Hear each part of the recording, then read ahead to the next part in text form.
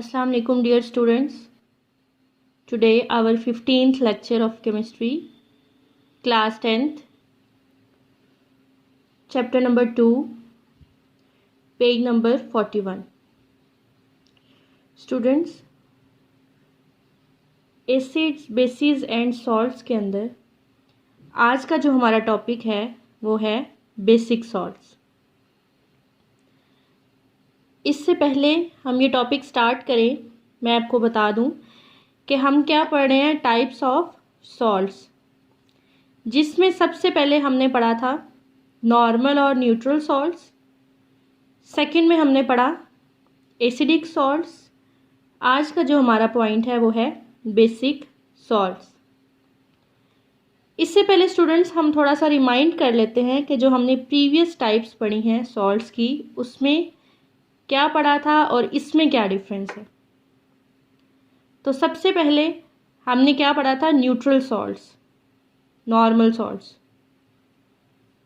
Students, normal salts हमारे पास क्या थे, ऐसे सॉल्ट्स जो कि टोटल रिप्लेसमेंट जब होती है आयोनाइजेबल आयन की of N acid by a positive metal ion, तो उसको हम क्या बोलते हैं, नॉर्मल और न्यूट्रल आयन। अगेन रिपीट कर देती हूँ, a salt formed by the total replacement of ionizable H plus ions of an acid by a positive metal ions। तो ऐसे सॉल्ट्स हमारे पास क्या होते हैं, नॉर्मल सॉल्ट्स होते हैं। दूसरा हमने पढ़ा था एसिडिक सॉल्ट्स।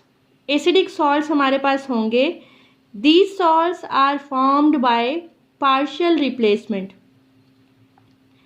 अब जो हमने नॉर्मल सॉल्ट्स पढ़े थे उसमें हमने पढ़ा था टोटल रिप्लेसमेंट हो रही है, जबकि जो एसिडिक सॉल्ट्स हैं उसमें क्या डिफरेंस आपको नज़र आया स्टूडेंट्स, पार्शियल रिप्लेसमेंट हो रही है हमारे पास रिप्लेसेबल H प्लस आयन की of N acid by a positive metal ion.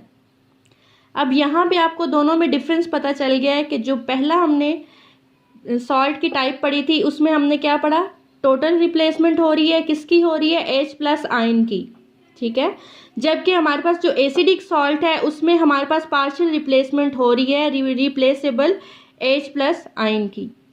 आज जो हमने स्टार्ट करना है वो है हमारा topic basic salts. Basic salts में हम सबसे पहले इसमें एक टर्म यूज़ हुई है उसको डिस्कस करेंगे, वो है हमारे पास पॉलीहाइड्रोक्सी। पॉलीहाइड्रोक्सी क्या होता है, बेस। कंप्लीट जो टर्म यूज़ हुई है टॉपिक में वो है हमारे पास पॉलीहाइड्रोक्सी बेस। अब ये पॉलीहाइड्रोक्सी क्या होता है, poly means many, hydroxy mean hydroxyl group. ऐसी बेस जिसके अंदर एक से ज़्यादा हाइड्रोक्सिल ग्रुप प्रेजेंट होंगे वो हमारे पास होगी पॉलीहाइड्रोक्सी बेस। अब स्टूडेंट्स इसकी हमारे पास डेफिनेशन किस तरह से है, basic salts are formed by the incomplete neutralization of a polyhydroxy base and by an acid. अब जो हमारे पास बेसिक सॉल्ट्स की फॉर्मेशन हो रही है वो हमारे पास हो रही है incomplete neutralization of a polyhydroxy base से, ठीक है। अब हम ये न्यूट्रलाइजेशन प्रोसेस जो है पहले भी पढ़ चुके हैं। इसमें ये हमारे पास एक ऐसा रिएक्शन होता है जो कि एसिड और बेस के दरमियान में होता है, और इसमें जो हमारे पास प्रोडक्ट्स बनते हैं वो बनते हैं सॉल्ट एंड वाटर। अब सॉल्ट एंड वाटर जो है ये दोनों हमारे पास प्रोडक्ट्स बनते हैं किसके रिजल्ट में, न्यूट्रलाइजेशन रिएक्शन के रिजल्ट में। अब जबकि हम बेसिक सॉल्ट्स किस तरह हम देख रहे हैं कि किस तरह से बन रहे हैं, हमारे पास इनकम्प्लीट न्यूट्रलाइजेशन हो रही है, और हो किसकी रही है, पॉलीहाइड्रोक्सी बेस की हो रही है। पॉलीहाइड्रोक्सी मीन्स जिसमें more than one hydroxyl group presents होंगे। उसके बाद मैं आपको कुछ एग्जांपल्स देती हूँ पॉलीहाइड्रोक्सी बेसिस की। लाइक हमारे पास है NaOH, ये हमारे पास बेस है लेकिन हमारे पास ये पॉलीहाइड्रोक्सी बेस नहीं है। क्यों, क्योंकि इसके अंदर सिर्फ एक हाइड्रोक्सिल ग्रुप प्रेजेंट है। इसी तरह सेम हमारे पास है KOH, इसके पास भी एक हाइड्रोक्सिल ग्रुप प्रेजेंट है। ये है हमारे पास एल्यूमिनियम, इसके साथ कितने हाइड्रोक्सिल ग्रुप हैं? 3। तो हमारे पास ये क्या होगी? Poly hydroxy base. इसी तरह हमारे पास है calcium hydroxide, magnesium hydroxide, lead hydroxide. अब ये हमारे पास क्या होंगी? Poly hydroxy base. क्यों होंगी? क्योंकि इनके अंदर हाइड्रोक्सिल ग्रुप जो है मोर देन 1 प्रेजेंट है। इसमें भी 2 है, इसमें भी 2 है और इसमें भी 2 है। स्टूडेंट्स, ये हमारा था, हमने इसमें टॉपिक में पढ़ा, हमने इसकी स्टार्टिंग में पढ़ा कि किस तरह से फॉर्मेशन होती है बेसिक सॉल्ट्स की। अब हम चलते हैं नेक्स्ट पॉइंट की तरफ। स्टूडेंट्स, यहाँ पे मैं आपको डायरेक्ट मैकेनिज़्म बता रही हूँ। मैकेनिज़्म किसका है हमारे पास? एल्यूमिनियम का। एंड हमने किसके साथ इसका रिएक्शन करवाया है? HCl के साथ। बेस हमारे पास क्या है? AlOH3 plus HCl। रिएक्शन हमने करवाया है, तो हमारे पास ये इसका डायरेक्ट मैकेनिज़्म है। मैकेनिज़्म कुछ इस तरह से है, हमारे पास ये OH है, ये OH है, ये OH है। 3 OH हैं, किसके साथ अटैच है? एल्यूमिनियम के साथ प्लस HCl।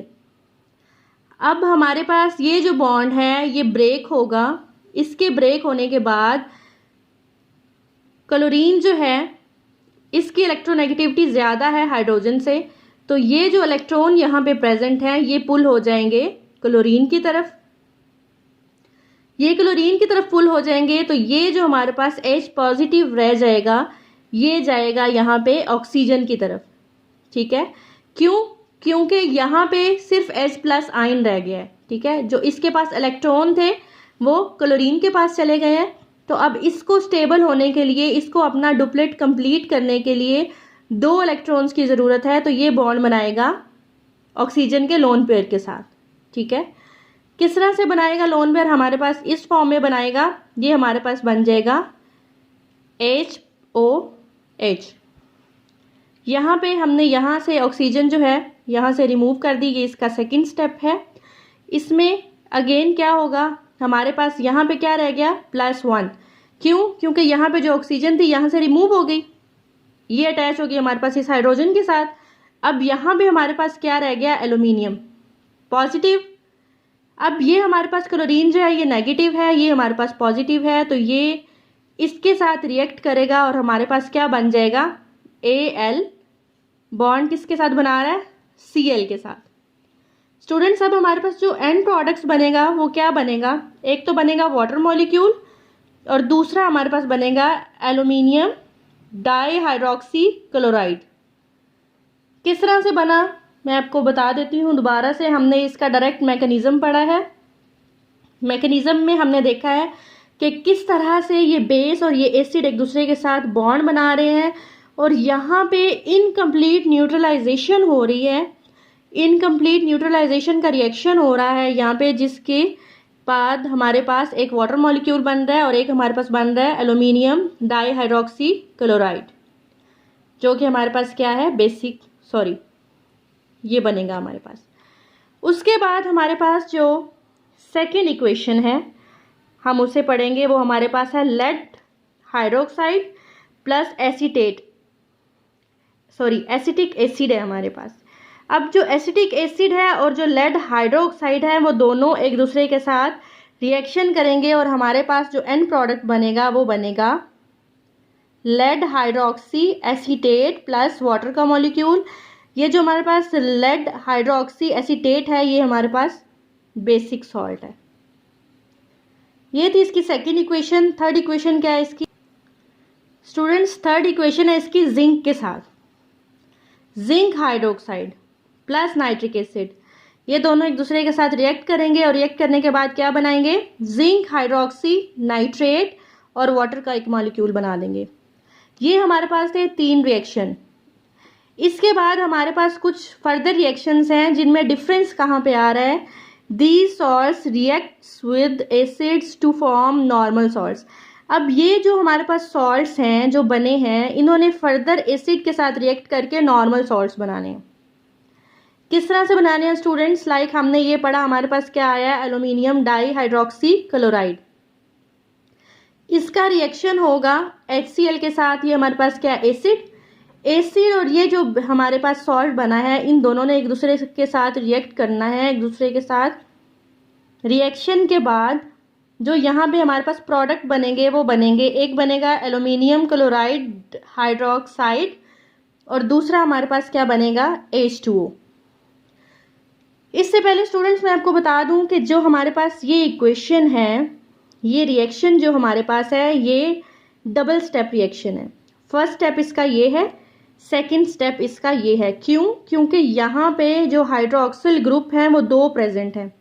जहाँ पे 2 हाइड्रोक्सिल ग्रुप प्रेजेंट होंगे और हमने सॉल्ट जो है उनका रिएक्ट करवाना है एसिड के साथ नॉर्मल सॉल्ट बनाने के लिए, तो वहाँ पे 2 स्टेप्स होंगे। अब यहाँ पे हाइड्रोक्सिल ग्रुप 2 है, तो इट मीन्स ये इसका पहला स्टेप था, ये इसका दूसरा स्टेप है। दूसरे स्टेप में हमने यही चीज़ लेनी है, यही सॉल्ट लेना है जो कि हमारे पास है एल्यूमिनियम क्लोराइड हाइड्रोक्साइड प्लस हमारे पास क्या है HCl। अब इसने रिएक्ट करना है HCl के साथ जो कि हमारे पास एसिड है, और हमारे पास क्या बन रहा है एल्यूमिनियम ट्राइक्लोराइड। एल्यूमिनियम ट्राइक्लोराइड बन रहा है। आप देख सकते हैं यहाँ पे अब हमारे पास कोई भी हाइड्रोक्सिल ग्रुप प्रेजेंट नहीं है और एक हमारे पास बना है वाटर का मॉलिक्यूल। ठीक है, तो ये हमारे पास यहाँ पे रिएक्शन बन जाएगा, यहाँ पे ये नॉर्मल सॉल्ट बन गया है। सेकेंड हम इक्वेशन में आएंगे जो कि हमारे पास थी लेड हाइड्रोक्सी एसीटेट। इसका हमने रिएक्शन करवाना है एसिटिक एसिड के साथ, तो हमारे पास क्या बनेगा lead die acetate plus H2O। अब ये स्टूडेंट्स हमारे पास सिंगल स्टेप रिएक्शन है। सिंगल स्टेप रिएक्शन क्यों है? आपने ये बात याद रखनी है कि जहाँ पे OH जो है वो एक होगा वो हमारे पास सिंगल स्टेप होगा, और जहाँ पे हाइड्रोक्सिल ग्रुप 2 प्रेजेंट होंगे इट मीन्स वो हमारे पास डबल स्टेप रिएक्शन है। ठीक है, उसके बाद हमारे पास आती है इसकी लास्ट इक्वेशन। लास्ट इक्वेशन हमारे पास क्या है जिंक हाइड्रोक्सी नाइट्रेट। इसका हमने रिएक्शन करवाना है नाइट्रिक एसिड के साथ। जब ये दोनों एक दूसरे के साथ रिएक्ट करेंगे, क्योंकि हमारे पास यहाँ पे भी हाइड्रोक्सिल ग्रुप सिंगल प्रेजेंट है, तो ये सिंगल स्टेप रिएक्शन होगा और हमारे पास जो प्रोडक्ट्स बनेंगे वो बनेगा एक जिंक डाई नाइट्रेट और एक हमारे पास बनेगा H2O। मीन्स हमारे पास एक वाटर मॉलिक्यूल बनेगा और एक हमारे पास बनेगा जिंक एसीटेट। स्टूडेंट्स ये था आज का हमारा टॉपिक जिसमें हमने बेसिक सॉल्ट्स पढ़े हैं, इसमें उसके रिएक्शंस पढ़े हैं। एक हमने सिंपल रिएक्शंस पढ़े हैं, दूसरा हमने ये देखा है कि जो सॉल्ट्स बन रहे हैं वो फर्दर रिएक्ट करते हैं एसिड्स के साथ और क्या बना देते हैं नॉर्मल सॉल्ट्स। ठीक है, उसके बाद मैं अगेन आपको बता दूं polyhydroxy base means many hydroxyl groups are present. ठीक है, मोर देन 1 हाइड्रोक्सिल ग्रुप, वो हमारे पास होगी पॉलीहाइड्रोक्सी बेस। इनकम्प्लीट न्यूट्रलाइजेशन हो रही है, इट मीन्स कि यहाँ पे जो टोटल हम एसिड और बेस का रिएक्ट करवा रहे हैं उसमें इनकम्प्लीट न्यूट्रलाइजेशन हो रही है, मतलब कंप्लीट जो हाइड्रोजन आयन है वो ट्रांसफ़र नहीं हो रहे। किस तरह से, वो हमने आगे मैकेनिज्म में भी पढ़ा है। किस तरह हमारे पास एल्यूमिनियम हाइड्रोक्साइड है, हमारे पास मैग्नीशियम हाइड्रोक्साइड है, हमारे पास कैल्शियम हाइड्रोक्साइड है एंड लेड हाइड्रोक्साइड है। नेक्स्ट जो हमारा टॉपिक है स्टूडेंट्स, उसमें हमने पढ़ने हैं फर्दर इसकी टाइप्स, सॉल्ट्स की टाइप्स पढ़नी है जो कि हमारे पास बहुत शॉर्ट है। नेक्स्ट जो हमारा लेक्चर है उसमें हम इसकी टाइप्स जो हैं उसको डिटेल में डिस्कस कर लेंगे। यहाँ तक आपको किसी चीज़ की समझ ना आए आप मेरे से पूछ सकते हैं, लेकिन आपने ये बात याद रखनी है कि जब तक आप लोग इन फार्मूलाज के नेम और इनकी प्रैक्टिस नहीं करेंगे, इनके रिएक्शंस को नहीं देखेंगे, आपको इस चीज़ की समझ नहीं आएगी। तो काइंडली आपके जो रिएक्शंस हैं, जो एक एक लेक्चर आपका हो रहा है 1 बाय 1, आप सारे एक साथ जो है उनके प्रैक्टिस करें, और जहाँ से आपको समझ नहीं आती आप मेरे से पूछें। इनके नेम भी याद करने हैं, इनके रिएक्शंस भी याद करने हैं और इनके फार्मूलाज भी याद करने हैं।